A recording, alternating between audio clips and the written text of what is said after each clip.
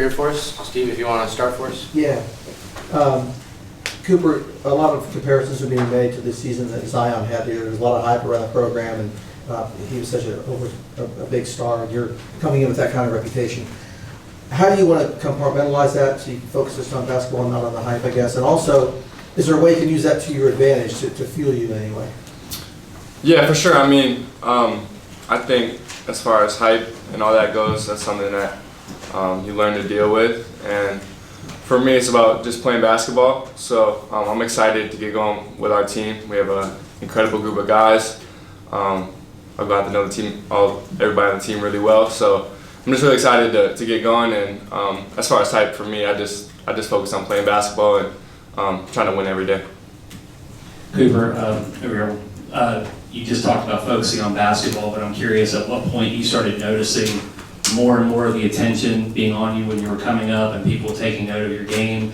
And as much as you want to focus on basketball, it's still a reality that there's a ton of eyes on you. I imagine on campus, anywhere you go. Kind of, how have you managed that? What are your first memories of noticing it, and how do you manage it? Yeah, I mean, like you said, there's always eyes, like everywhere that we're going around campus. When we first got here, some of the students even were kind of going crazy, but to me it's kind of just like a compliment in a way. Somebody wants to take a picture, somebody wants an autograph, like, I mean, it's a compliment at the end of the day.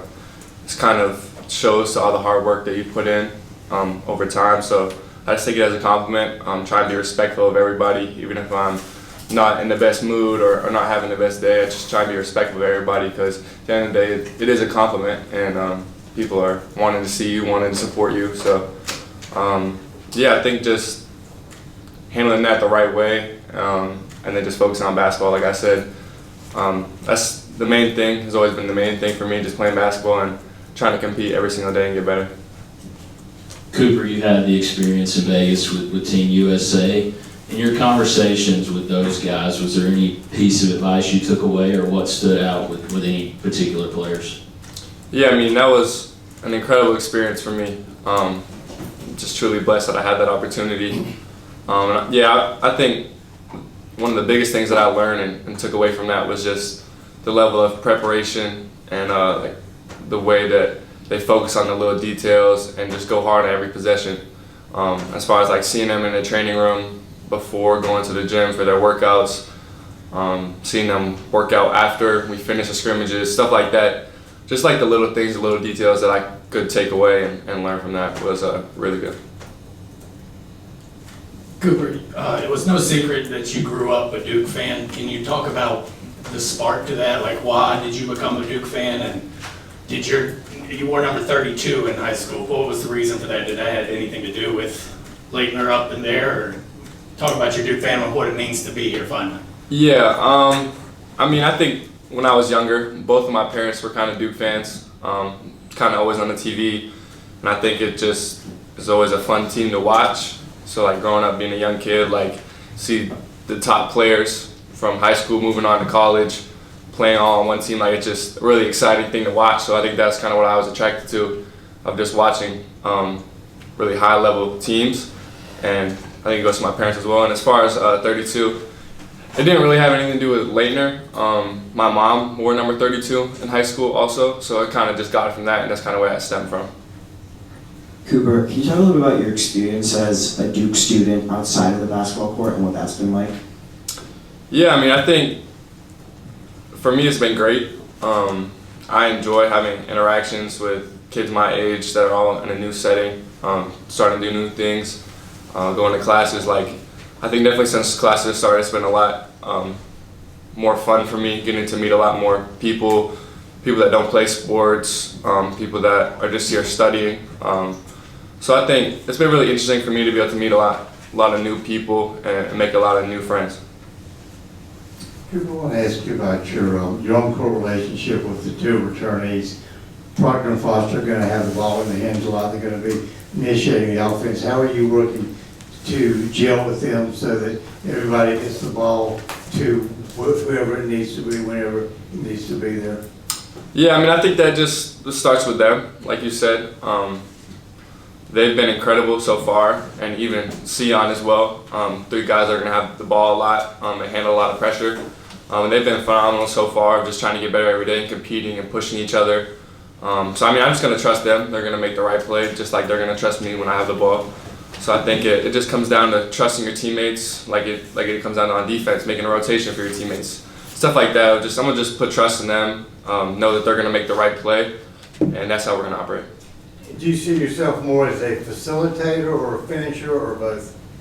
I mean, I would say both. Any given night, I think whatever the read is, however the defense is playing, whatever coach needs me to do, that's the type of player that I want to be. Just try and do whatever I can to help my team win. When people watch you play, it's obvious that you have an edge to your game, if not a confidence, cockiness, if you will. Also, you have a motor. Where did those 2 things come from?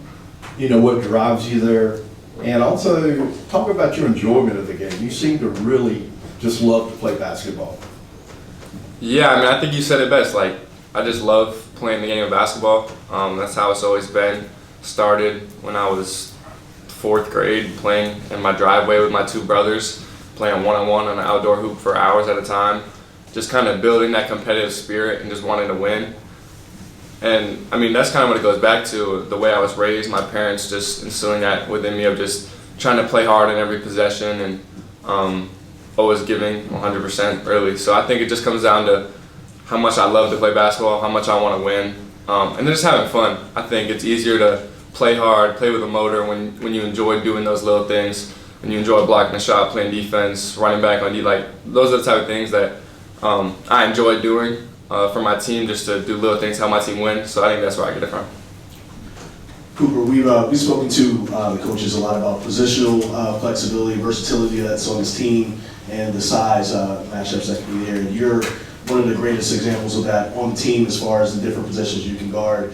But being on a team where you can do that and you have other guys who can do some of the same, how does that kind of help you and give you some faith in what you can do with your teammates that can, just throw a wrench into what other teams can do on the floor?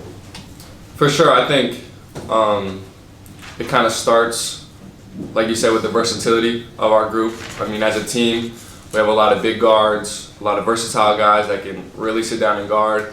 And then our 2 bigs, we have 2 different style bigs who both bring something really unique to our team. I mean, like with Malik, he has incredible hands, moves his feet really well. And then with Kaman, 7'2", above the rim, blocking shots, that type of rim protection that you don't see every day. So I think just the versatility of our team, like you said, it allows us to play in a lot of different ways, to adapt and hopefully be able to shut people out. So I think, yeah, just having that versatility is something that I look forward to being able to play with and experiment with. And I think the coaches are as well. Cooper, Coach Shire said that you're competitive all the time, and I'm curious if you can tell us if you've ever crossed the line and what that looks like. I think I'm kind of unsure what you mean by cross the line. Like, have you ever taken it too far with your competitiveness? I mean, I don't think so. I think as far as being competitive, like, I always want to win, but I guess there's a line that you don't cross of just doing the right thing at the end of the day. But yeah, no, I wouldn't really say so. Where does it come from then? Like, have you always been that way, or did you develop that over a course of time? As far as being competitive? Yeah.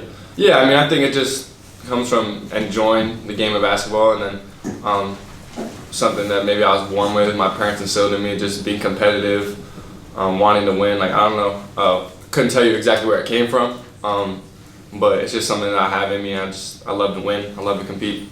We're gonna have our last question here in the back.